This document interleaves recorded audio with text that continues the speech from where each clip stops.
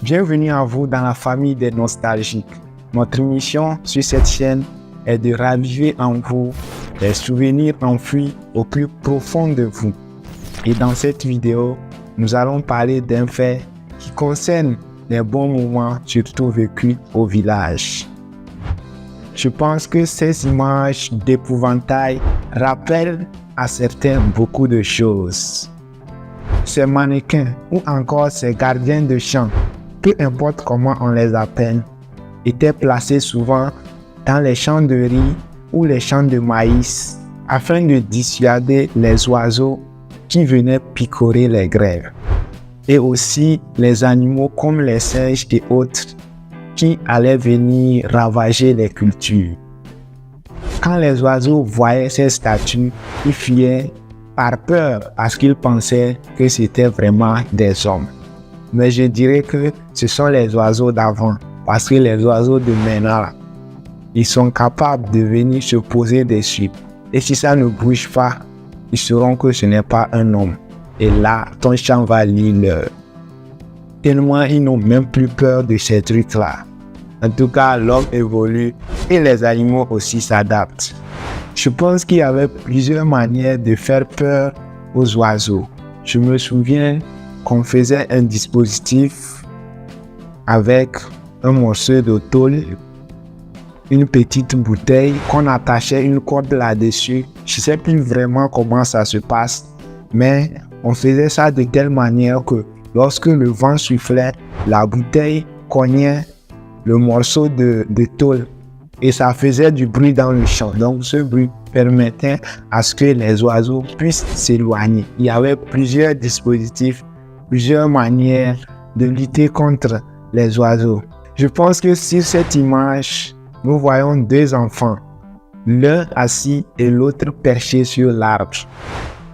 Leur mission est simple.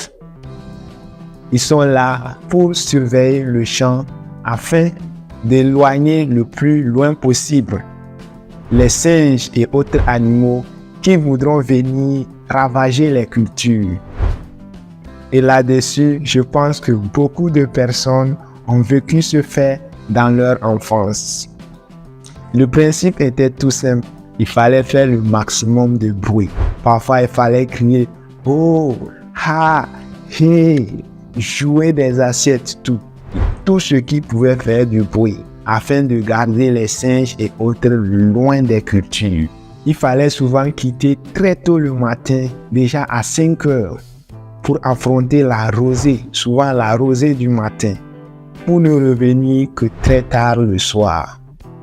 Et ces situations étaient fréquentes si vos champs étaient proches d'une forêt ou d'une rivière. Vous faites tout votre possible pour les chasser loin du champ. Mais malgré tout, il y avait certains, surtout les singes, qui allaient réussir à revenir et manger quelque chose. Et le lendemain, après constat, il fallait s'attendre à une pluie d'insultes de la part du vieux. Cette situation était inévitable parce que souvent il y avait des singes sorciers qui allaient réussir à manger quelque chose malgré votre surveillance. Le plus drôle dans tout ça, et surtout si tu étais seul et encore peureux, c'est que plutôt que toi, tu ailles effrayer les animaux pouvaient au contraire t'effrayer toi-même. Et là-dessus, j'ai un grand frère qui me racontait que quand lui, il était petit, on l'a envoyé un matin au champ pour la surveillance, tellement lui, il avait peur. Arrivé, plutôt que lui, il fasse peur aux animaux, c'était des singes. Donc, les singes l'ont effrayé. Lui, il a fui pour revenir à la maison. Mais à sa grande surprise, c'est à coups de bâton qu'on l'a ramené au champ. Et il n'oublie jamais cette histoire. Ces moments souvent forgent en vous un caractère. C'est vrai que ce n'était pas facile, mais cela reste de beaux souvenirs pour certains. Et si toi aussi tu as vécu ces bons moments au village et que tu gardes des souvenirs inoubliables de cette époque, écris en commentaire la belle époque et dis-nous Si tu voudrais qu'on fasse des lives, des directs dans lesquels chacun pourrait s'exprimer et que chacun pourrait partager ses meilleurs souvenirs avec les autres, nous n'hésiterons pas à le faire car nous savons que chacun a quelque chose à partager. Alors pour ma part, je vous dis merci et à très bientôt. Bye bye.